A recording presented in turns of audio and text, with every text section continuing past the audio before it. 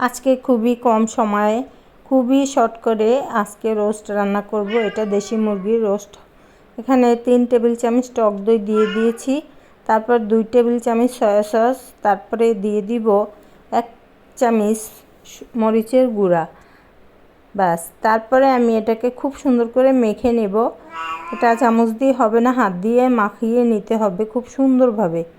তো কিছুক্ষণ মাখিয়ে আমি এটাকে ম্যারিনেট করে রেখে দেব 10 মিনিটের জন্য।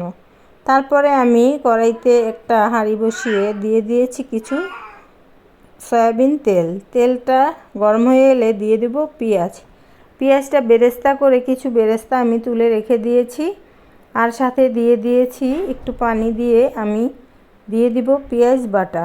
এখানে পেঁয়াজ ব্লেন্ডার করে দেওয়া হয়েছে, আপনারা চাইলে বেটেও দিতে পারেন।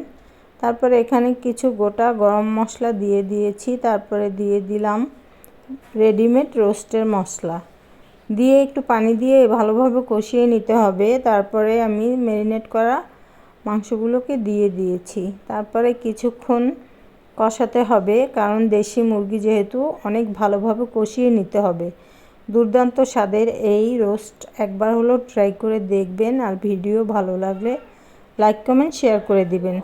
কিছুক্ষণ কষানো হয়ে এলে আমি এখানে গরুর দুধ দিয়ে দিয়েছি, জাল করে রাখা। আপনাদের কাছে গুঁড়া দুধ থাকলে সেটা দিলেও হবে, আমার কাছে ছিল তাই আমি সেটা দিয়েই করেছি।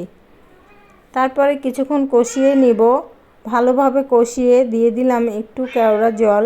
তারপরে আমি ভালোভাবে কষিয়ে নিয়েছি। নামানোর আগে একটু টমেটো সস, 1 পিস লেবুর রস দিয়ে, তারপরে একটু চিনি দিয়ে আমি আর একটু নেড়েচেড়ে নামানোর আগে একটু গুঁড়া দুধ দিয়ে দিব।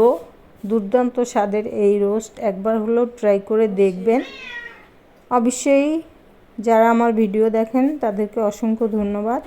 ভিডিও ভালো লাগলে সাপোর্ট করবেন, পাশে থাকবেন। খুবই দুর্দান্ত স্বাদের এই রোস্ট। সবাই ভালো থাকবেন। আল্লাহ হাফেজ।